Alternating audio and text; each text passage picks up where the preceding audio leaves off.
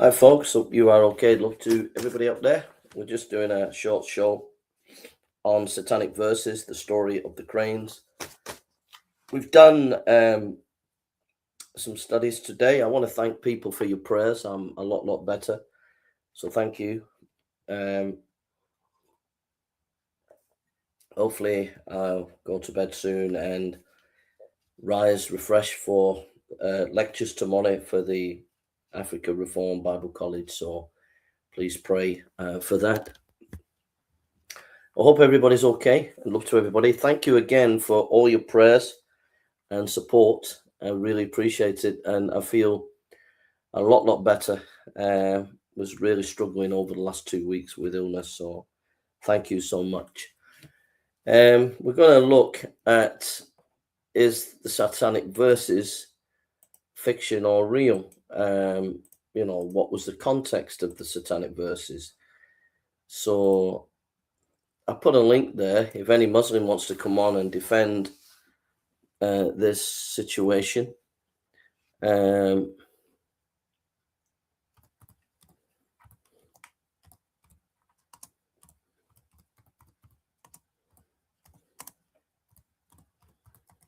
So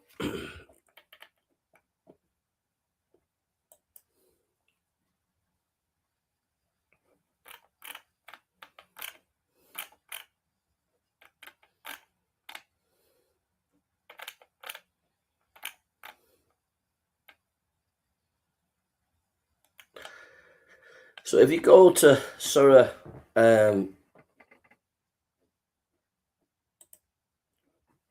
so I'll show you here.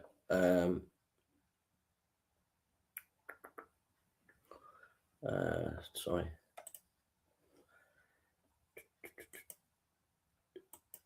So I'll just show you here. So if you go here, Surah 53, verse 19 to 20, it says, "So have you considered Al-Lat, Al-Uzza, and Manat the third, the other one? These are the exalted cranes whose intercession is to be hoped for." Okay, so that's what we're looking at there. And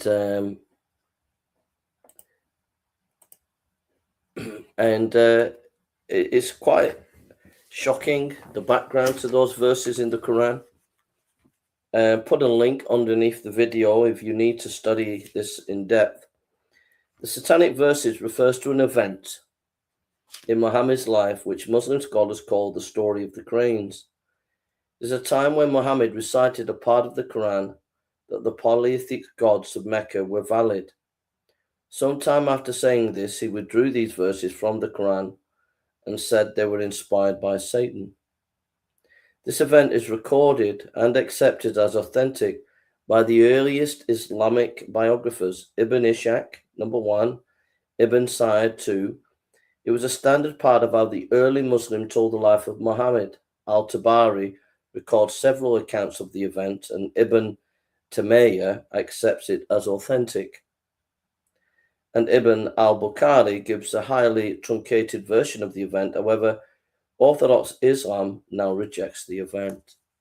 So basically, is this true, this story? The story that Muhammad promoted polytheism. And we know that Islam prides itself that Muhammad was the final prophet to bring people back to Tawheed, to the oneness of God. And yet, in the story of Muhammad's life, he's promoting polytheism. He's promoting these three gods.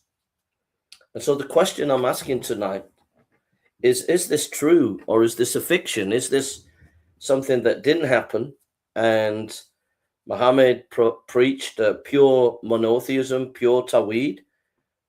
Or is it true that he actually was influenced by Satan and preached polytheism? Whichever way you go, it has massive implications. And so I invite any Muslim, I've put a link here, if any Muslim wants to come on and discuss this very important topic, then you're welcome to come on and we can discuss it in an amicable way. So I'm asking the question, is it fact or is it fiction? Is it something that's been made up, or is it something that is true? And so please, if you are a Muslim, feel free to come and discuss with us what you think. So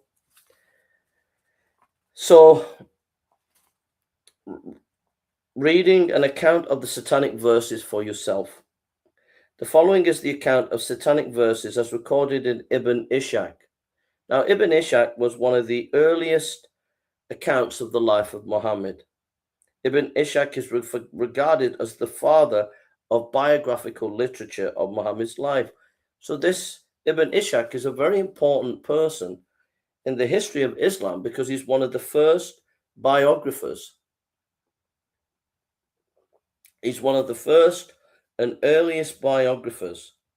And so if he's one of the first and earliest biographers, then we should have some very interesting information. So let's read.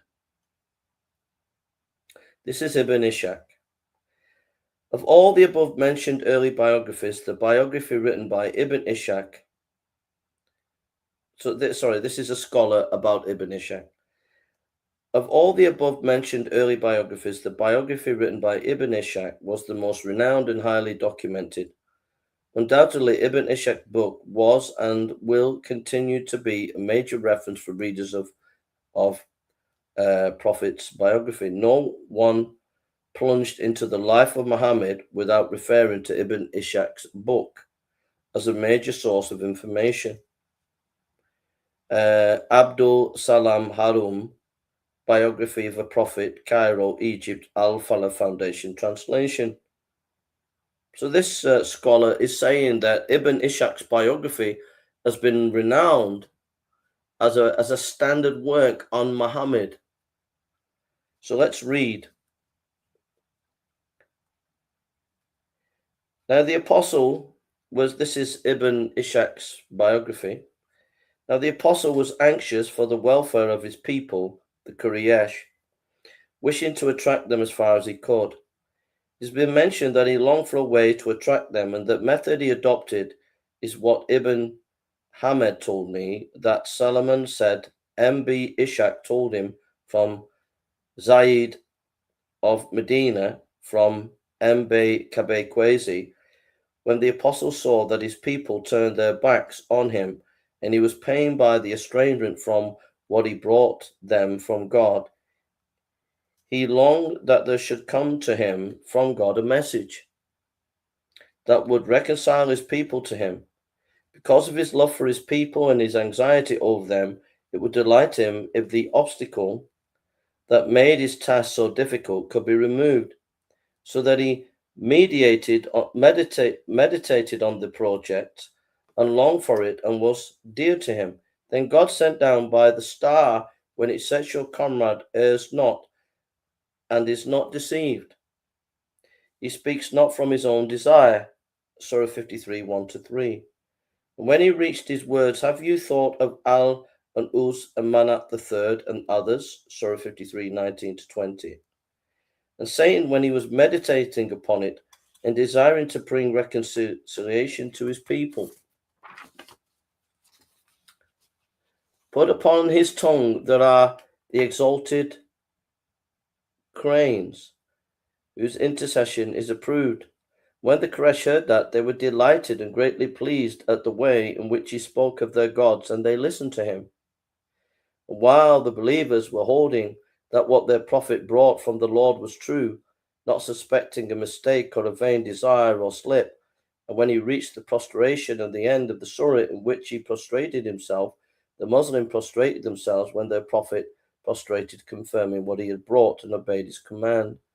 The polytheists of the Quraysh and others who were in the mosque prostrated when they heard the mention of their gods, so that everyone in the mosque, believer and unbeliever, prostrated except Al-Mughari, who was an old man who could not do so.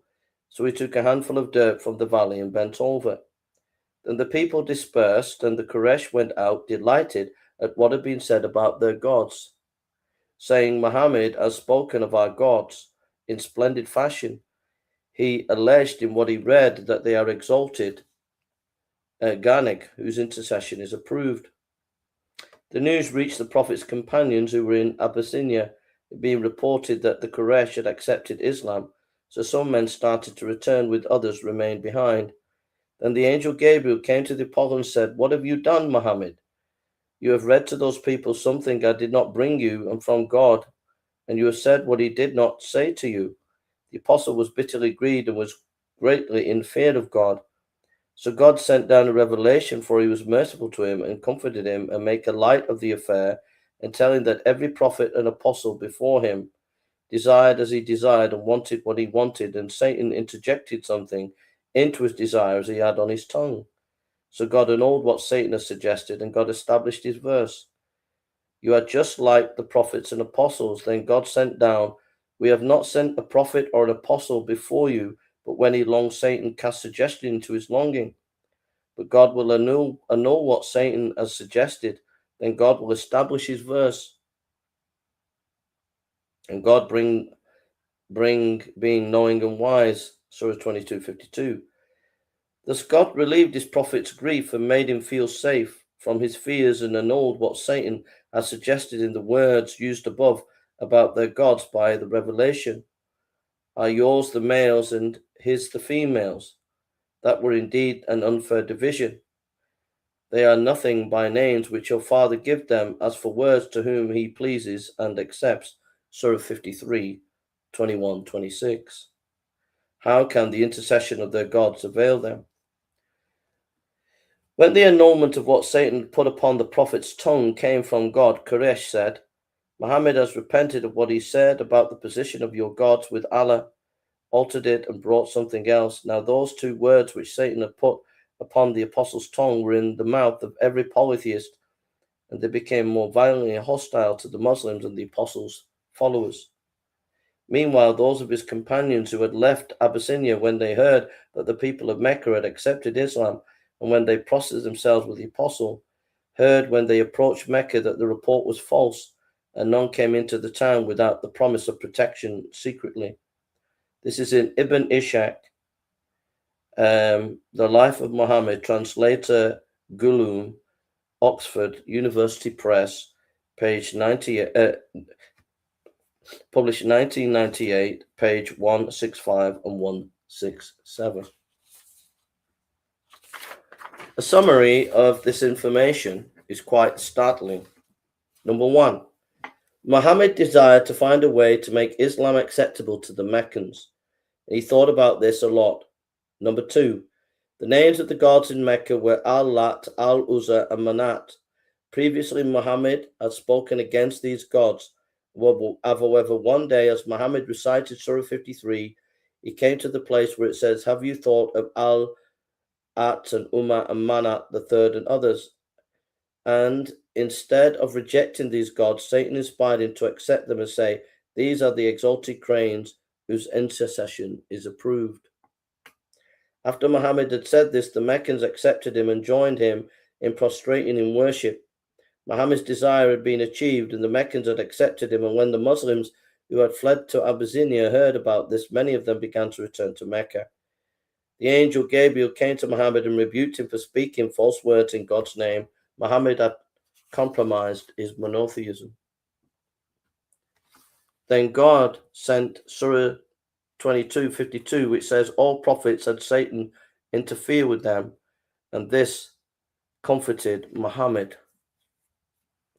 Then God gave Muhammad the correct verse to replace the false verses. After this, the Meccans were angry because Muhammad had changed what he said, and those Muslims who had returned from Abyssinia found out that the Meccans had not accepted him, Islam. Well, a couple of things that come out here. Let's go to Surah 22:52. Surah.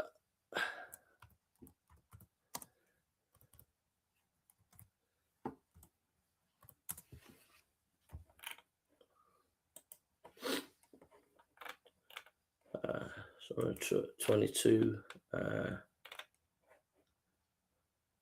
Surah 22. Wherever he went, the messenger of a prophet before you, O prophet, and he recited our revelations, Satan's would influence people's understanding of his recitation. But eventually Allah would eliminate Satan's influence, then Allah would firmly establish his revelations, and Allah is all-knowing.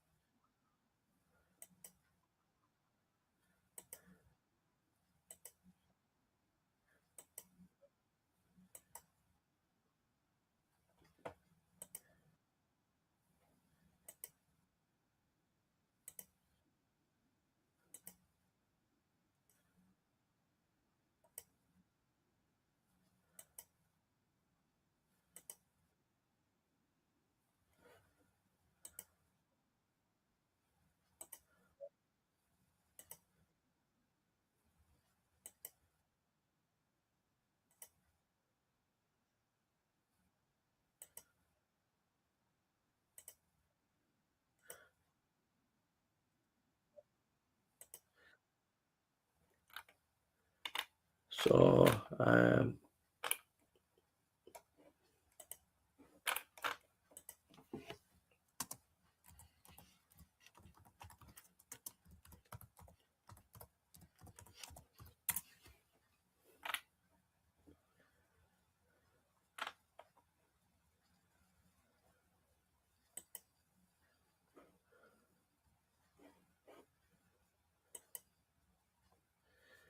all right, I've got.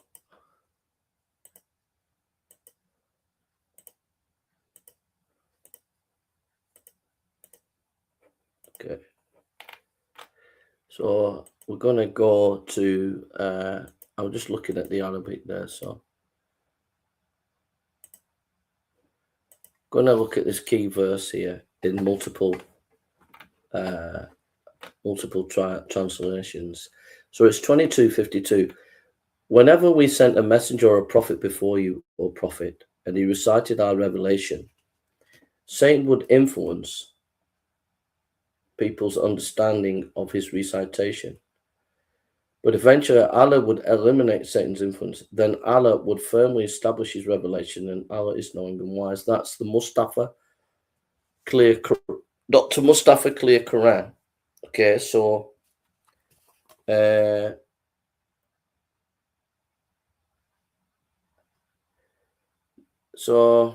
Greener said God sent 22:52, which says all prophets had Satan interfere with them, and this comforted Muhammad. So we did not send any messenger before you, nor a prophet, but he faced a situation that when he recited the revelation, the Satan cast doubts in the hearts of his opponents about what he recited. So Allah nullifies what Satan casts. Then Allah makes his verse firm, and Allah is all-knowing. So these translations are saying that it's people's understanding of what's being said. Like the prophet's statement is being twisted. That was T. Osmani translation, another translation, Sai International. And we did not send before you any messenger or prophet except that when he spoke or recited, Satan threw into it some misunderstanding. So this is more clear that actually the prophet is actually saying something that's not correct. But Allah abolished that which Satan throws in. So something's been thrown in, then Allah makes precise his verse, and Allah is knowing why. So, but the prophet is being influenced by Satan there. That is the Sai International. Comes out a bit more clearly there. So you got to be careful because they know that they're trapped, so they manipulate the Arabic in the English so that you don't get actually what it's talking about. Never did we send a messenger or a prophet before you, but when he did recite the revelation or narrated or spoke, Satan threw some falsehood in it. So that's more clearer. That's the Al-Khan translation. Satan threw something in it. In other words, the prophet said something, prophets sent something that was satanic. But Allah abolishes what Satan throws in. Then Allah establishes revelation. But that's saying the prophets are influenced by Satan. M.S. Abdul Halim, we have never sent any messenger or prophet before you, Muhammad, into whose wishes Satan did not insinuate something. But God removes what Satan insinuates, and then God affirms his message. So he's saying that every prophet has been influenced by Satan, and so there are other translations there. So we've confirmed. Hi, Gaz, you okay, buddy? Hey, Jason. I didn't know you was live. Yeah. I just thought I'd do a little bit, just for a little bit, 20 minutes or something. So got a few more minutes. So you're welcome to join in. Yeah, okay. Are you reading from the Satanic Verses? Yeah. I was just reading. I'm reading Green's paper. You can get it on the video. It's underneath the video. But it's the Satanic Verses, the story of the cranes by Samuel Green. So Yeah, I've been going through quite a lot of stuff on the Quran verses lately, in depth and that. I've not had time to put things together yet. So if I do, I'll send you some stuff over. Thanks, mate. Thanks. So as in Surah 22:52, Green says that this is showing that that Allah allowed, like, prophets were influenced by Satan, and that Allah was comforting Muhammad, saying, "Don't worry, others have been before influenced by Satan, and I've counteracted it." So it's actually acknowledging that Muhammad was influenced by Satan in his speech, So I don't know how Muslims get around that, but I know that they just dismiss this story, and yet it's in the earliest biography. Then God gave Muhammad the correct verse to replace the false verse, and then the next point, after this, the Meccans were angry because Muhammad had changed what he said, and those Muslims who had returned from Abyssinia found out that the Meccans had not accepted Islam. So that's a little bit of background to Ibn Ishaq's recording of the Satanic Verses. So have you got any thoughts, Gaz? It's nice to hear you, mate. Yeah. What kind of thoughts? If a Muslim says, if this is in the earliest biography, and it's in multiple sources, and it's in Bukhari, it's in Al-Tabari, and many other sources. If Muslims say, "Oh, this is not authentic," have you got any thoughts? What you could say about? Yeah. Well, when it comes to biographies, like Ibn Ishaq, for example, I know that they lost a majority of that, and the results are rewritten by Ibn Hisham. But if they're saying this is not authentic, like what's written on this Quran here, then they've actually undermined the Quran, and then they've got a problem. Then they might as well just leave Islam. Yeah, because I mean, this is well authenticated. So if they're saying that this is not well authenticated, then they're really just, well, what can you trust in Islam? Like you said, that's a good point. I mean, because see, when they do that, I mean, it's like at the moment I've seen like Unitarians do the same thing with the Bible. They don't trust certain like epistles or gospels. So if a Muslim does this, and which sometimes I do hear a lot now on platforms like TikTok, for example, there are actually some Muslims who've got I don't know, like different ideas with the Quran. Sometimes they don't really understand it, or sometimes they'll change their mind on certain things. Then when they speak to other Christians, especially a lot of American Christians, they'll say like, I don't know, they'll try and get around it, and then to try and make it seem like the religion is still authentic to them. But at the same time, they'll just like throw it under the bus, So you can ask like 5 different Muslims different questions, then they might give you 5 different opinions. But the Muslims accuse the Christians of doing the same thing with the Bible. Yeah, it's a really good point, that. So basically, it's like a wax nose. If you punch the nose one way, it'll just bend to another way. So, like, if you corner them and say, right, it's in your early source about the Satanic Verses, they'll just throw that under the bus. They'll say, oh, it's not authentic. And so they're always choosing and picking the bits that they like within their own sources to suit them. So if they're doing that, like you said, I think it's good what you said. I think what people could say then is, well, if you can't trust this source, why should we trust any of your sources then? Well, that's right, yeah, because so they're saying it's from God, don't they? Because I mean, if they're saying it's from God, then they're saying they don't really trust it. Well, that's a bit of a problem then. So they're saying God's a lie to them. Yeah, yeah. Now, this is from Shahib Hamed. He is the main Islamic scholar in this area, and he summarizes his research as follows. The Satanic Verse incident constituted a standard element in the historical memory of the Muslim community in the first 150 years of Islam, and was recorded by almost all prominent scholars working in the fields of tafsir and Sirah Maghazi. This is in Shahib Ahmed, the Satanic Verses incident in the memory of the early Muslim community, an analysis of the early Rahayas and their Isnads, a dissertation presented at Princeton University, 1999, page 1. He writes, page 258, we have repeatedly dated the reports of Satanic Verse incident to the late 1st and early 2nd centuries. In other words, to what seems to have been the earliest period of systematic collection and organization of historical memory materials in the Muslim community. As regards to the discourses of which these reports formed a part, we have found that all the reports were transmitted by the late 1st and 2nd century Sirah Maghazi and Tafsir scholars. Page 260 of this dissertation reads, the Satanic Verses were being transmitted in almost every important intellectual center in the Dar al-Zam, Medina, Mecca, Basra, Kufa, Baghdad, Mesa, Ray, Balkh, Samarkand, Sana, Fusta, etc.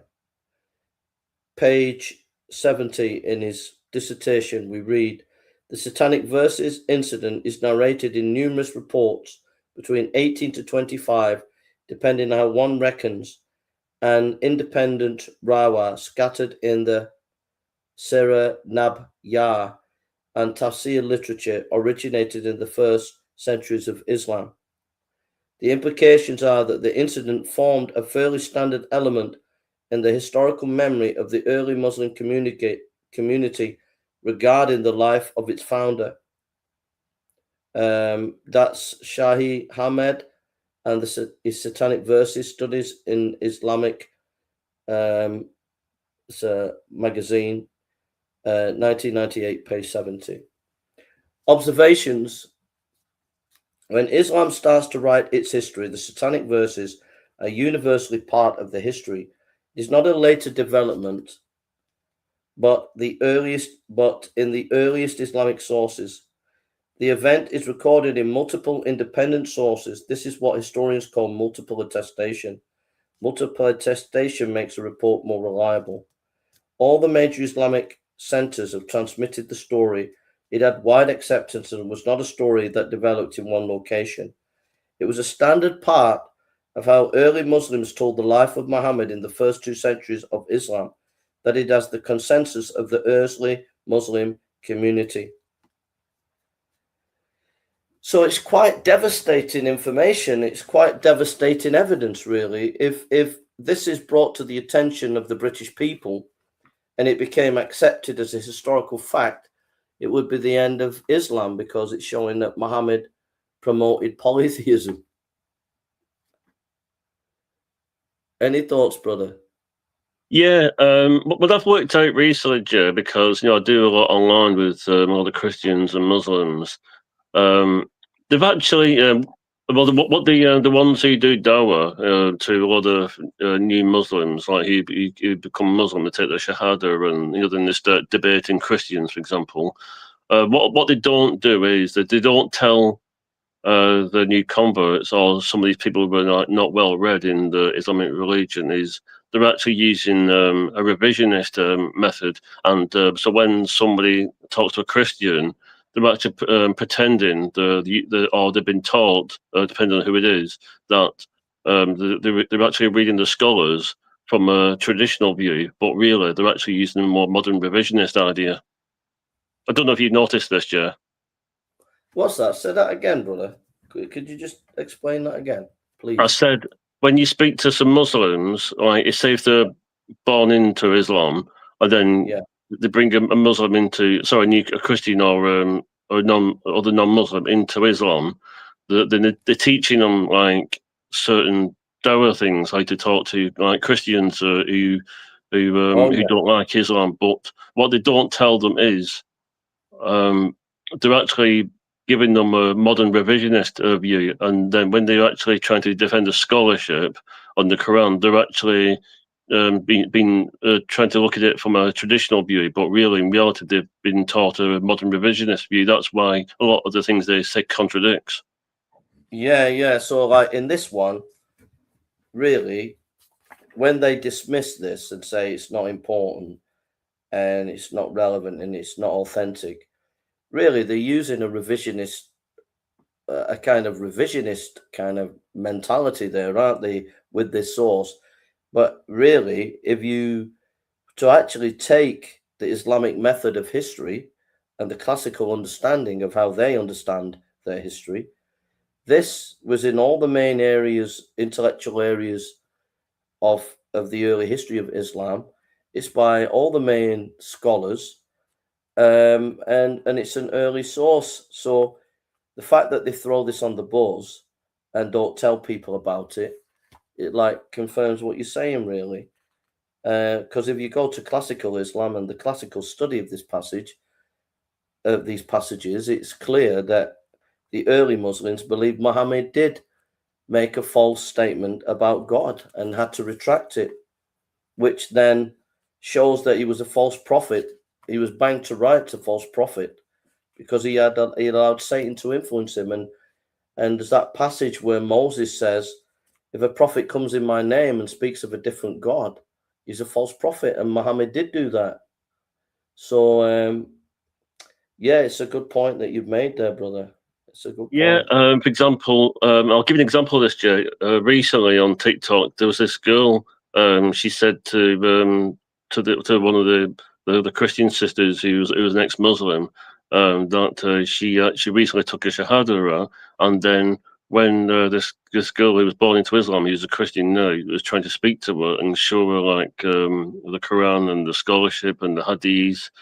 She didn't know what to do because she was looking at it like from her own opinions, like a modern revisionist.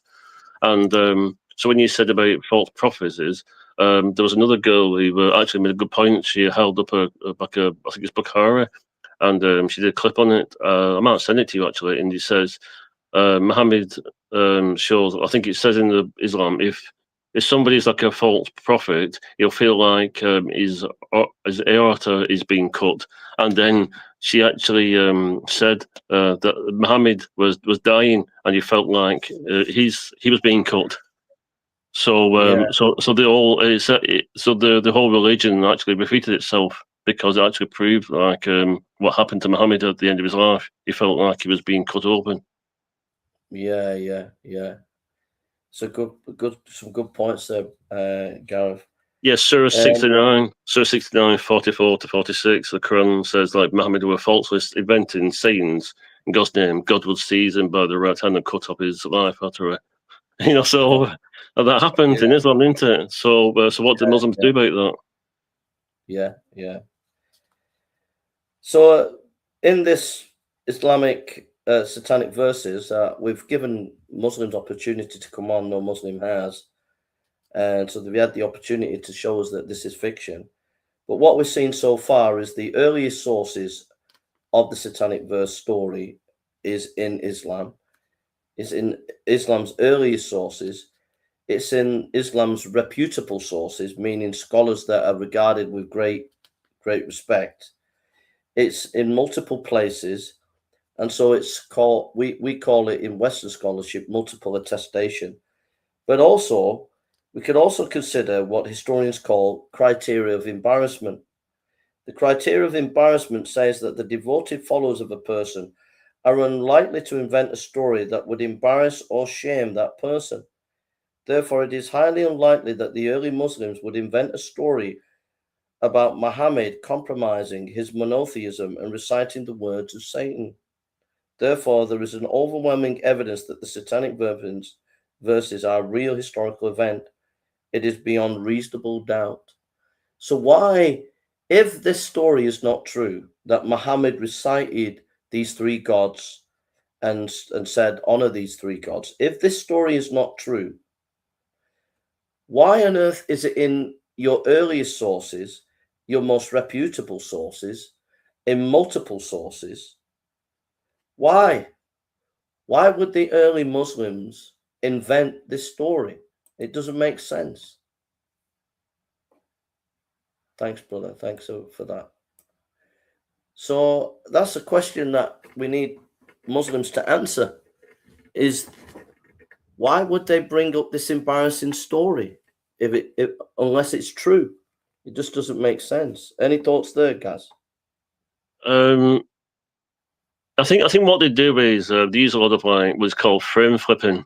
When they're confronted with what the scripture says and they can't like come clean about it, you know. So, for example, they might say like, "Oh, it's all from Allah," and that, you know. And but when it comes to the hadith, they don't believe like the hadith is actually inspired by God, apart from the Quran.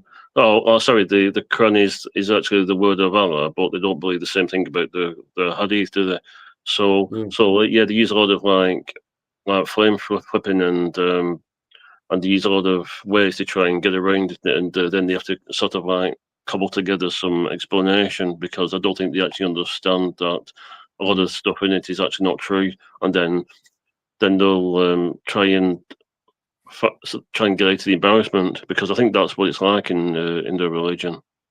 Well, it says, however, Orthodox Islam now rejects the account and claims it's not authentic. Various reasons are given. We will now consider some of these reasons. So some of the reasons why they say that the Satanic verses are not true. Contradictory accounts. The argument says that Satanic verses are not authentic because while there may be many early independent accounts, these accounts are all contradictory with no clear picture of what happened. This shows it's unreliable. However, this claim is simply false. All of the accounts have the same basic elements and complement each other. Read Ibn Ishaq's independent account below to see this for yourself, and read all the accounts of Shahab Ahmed's 1999 or 2017 work. The next one is it's out of character. This argument says the Satanic verses are something that Muhammad would not do because it would be out of character for him to do this. However, this is false because there are other examples of Muhammad doing this. Firstly, consider this hadith narrated by Al-Tabari that was revealed, not equal are those believers who sit at home and those who strive and fight in the cause of Allah. Then Prophet said, call Zaid for me and let him bring the board, an inkpot, and scoopler bone. Then he said, right, not equal are those believers who sit. And at that time, Abu Ban Maktum, a blind man, was sitting behind the Prophet, and he said, oh, Allah's apostle, what is your order for me as regards the above verse, as I'm blind? So instead of the above verse, the following verse was revealed. Not equal are those believers who sit at home, except those who are disabled and those who strive and fight in the cause of Allah. Surah 495. This account clearly records the trial and revision of Surah 495 from its initial to final form. This type of modification is exactly what happened in the account of the Satanic Verses. Therefore, the Satanic Verses are consistent with how Muhammad composed the Quran. And so there are multiple examples. Chronology with Surah 17 and 22.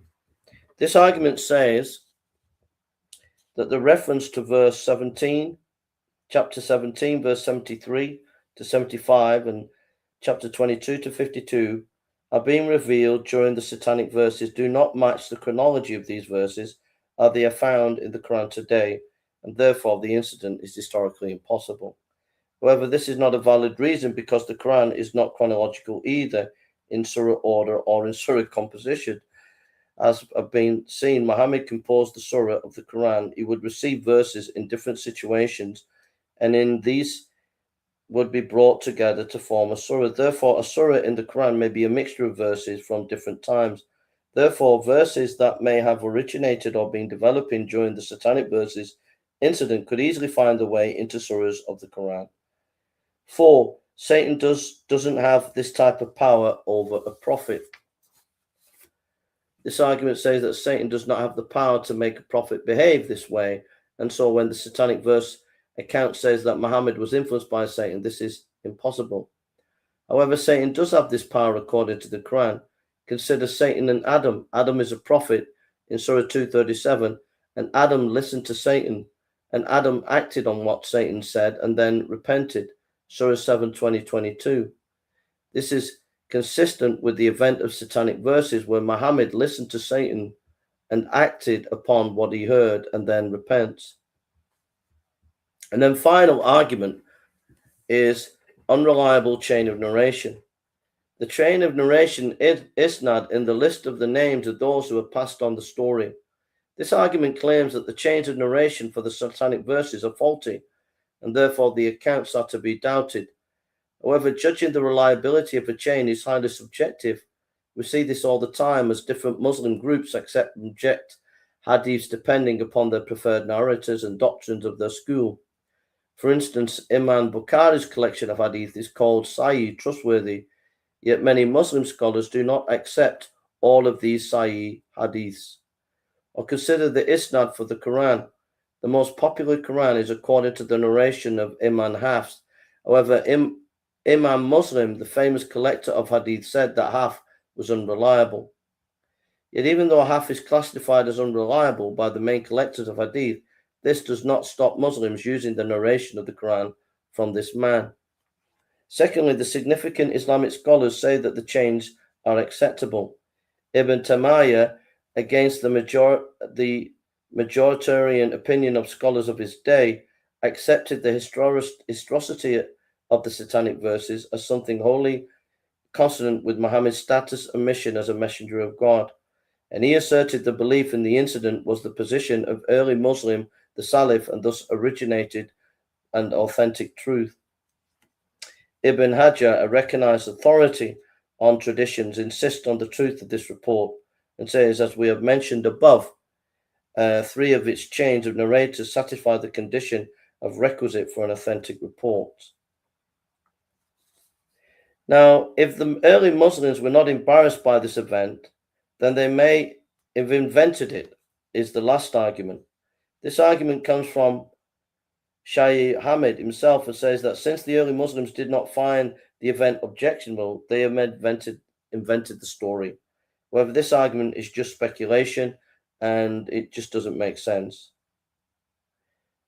Why Orthodox Muslims reject Satanic Verses? The reason why Orthodox Muslims reject Satanic Verses is not due to a lack of historical evidence. Instead, it is because in the later centuries of Islam, a doctrine developed which said that prophets are protected by God and cannot sin.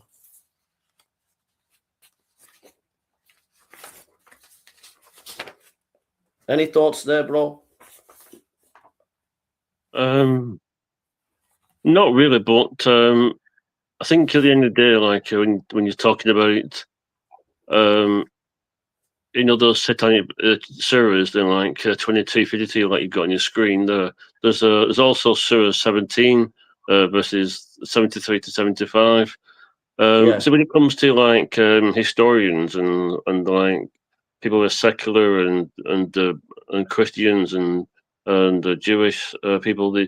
It's like he says, like, it is historically inconceivable that early persecuted Muslim community would deliberately fabricate an account asserting that the monotheistic prophets spoke words of praise for the pagan idols, Alat, Aluza, and Manat. The narrative was preserved because it was deeply embedded in the historical memory of the early community, the occasion of revelation for both those two surahs. Like, for example, Jewish scholars highlighted that the verse functions as a reactive polemic against the strict parameters of biblical prophecy. For example, in Deuteronomy 18, where a prophet speaks the name of other gods, even mistakenly or under duress, is disqualified, which retroactively normalized the failure by rewriting the history of all the biblical prophets. Yeah. That's what we've seen. That's why when we try and talk to them, they can't relate to what we're saying. Yeah. And then they'd have to go to their websites, or they listen to somebody on YouTube or TikTok video, and then when we show them what they're saying is not correct, then they kind of just taking the evidence and running with it. Mm-hmm. That's great, brother. Well, I think we've come to the end. No Muslims come on to defend. We're not trying to be disrespectful. We've done the scholarship. We presented scholarship to you as Muslims. It's irrefutable, and you need to really come to the Lord Jesus as your savior and realize that he is the true savior, the one who died for you and gave his life for you. So I'd encourage you as a Muslim to come to Jesus and know that he is the savior who died on that cross and rose again, and you need to repent and believe on him. And if this is a true story, then I'm sorry to say it to you as Muslims, but it exposes Muhammad, that he's going against what Moses said, that if a prophet comes and speaks in another name of a god, then he is not true. And he spoke the names of 3 gods and he retracted it, but he did it, and that makes him bang to rights a false prophet. And we have all the early sources there and all the evidence, and to just ignore it and dismiss it and to try to waffle it away is just absolute nonsense. So, Gareth, thank you for coming. I'm sorry I've not been in touch much, brother. I've been ill for the last 2 weeks, but I thank you for you, Roger. Like, what would you do? Like, say if you're in a conversation with a Muslim and then they're using like a revisionist version of the Dawah script rather than looking at what the traditional Islamic teaching actually says, like between the Hadith, the Tasfiyas, the Qur'an, the scholarship, and the classical teachers. Because I know like a lot of them like have been like changing it now from like being a revisionist, because, for example, when I look at like everything they're saying, then I go and look it up, and then I match it. It doesn't line up with what they're saying. I've been hearing this like almost every day on social media, because a lot of Christians and I think one of my problems at the moment is when I'm listening to other Christians debating Muslims is some of them will even side with an atheist or a Shia just to attack a Sunni Muslim, and I don't like that. Like, what's your view on that, Jason? Rather than giving them the gospel, they're actually allying with an enemy of their enemy, And I think that's a bit of a problem, and I don't get involved with that, because I found that a bit like against the scriptures and against Christianity. So like, it's like, for example, like say if you wanted to decide with a Unitarian to attack somebody else, like then it wouldn't work with it. So like, what would you say to those Christians who are siding with an atheist or a Shia just to attack a Sunni Muslim? I just keep to what you know, and keep to the gospel, and keep to the point that you're trying to make, and get the person to look at the source. So like, for example, on this one, they'll dismiss this satanic verse story. So you could say, well, what do you think of this verse where it talks about the 3 gods? What does this mean? And keep them on that and say, well, what does it mean? Give me the evidence, give me your sources. And then tell them, well, you're not giving me much evidence. what about these other sources? And just keep them on point, and then keep bringing the gospel in, mate. But from doing this tonight, it's really made me realize we have to do that more, keep them on point, and not let them dance away or dismiss stuff, but to make them face up to the evidence, make them face up to the truth of the situation. And I think this is a very powerful argument, but we don't use it much, because whenever we bring this out, I brought this out to Ali Dawi about 8 years ago, and he just laughed and said, "Oh, we don't deal with that. It's just, you know, a load of rubbish." And so we've got to just say, "No, wait a minute. It's not a load of rubbish. There's a load of evidence here, and you've been caught bang to rights. Muhammad's been caught bang to rights here." So well, if he thinks a lot of rubbish, then, but he's still got to deal with it because it's part of his religion. So he still has to somehow figure out like what he's going to do with it.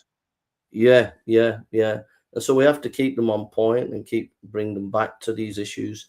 So I'm going to use this in the future. I'm going to mention this to Muslims and say, you know, what does this mean? And you know, if what's the background to this passage about the cranes, these three gods? Why is it in the Quran? And get them to think about it, and then slowly bring in some of the evidence that we have to show that this is an early source. So Gareth, I'm going to go. I'm going to get a drink of water and then go to bed. And I'll be out next week. If the weather's fine and I'm well, I'm going to be out street preaching in Manchester quite a bit. Have you spoken to Mike at all, like, to see if he's available? No, just messaged him the other day, but I've not spoken to him. But I am planning on going to Speaker's Corner sometime when I can. So I'll let you know, let Mike know. But I'll be the next few weeks planning to go if the weather continues to be good. So I'll let you know what's happening. But keep the stuff coming, and it's nice to touch base with you. And I hope maybe see you next week sometime if you're around in Manchester. You'll have to tell me what day and what time and that, so I can try and come out. All right, I'll do that, Gareth. God bless you, brother. Thank you for coming. Thank you for your time and yeah. Sorry, sorry. I jumped on a bit late. I was in the shower. I didn't know he was online. It's okay. Thank you, and take care, Bob. Bye now. Bye. Check in,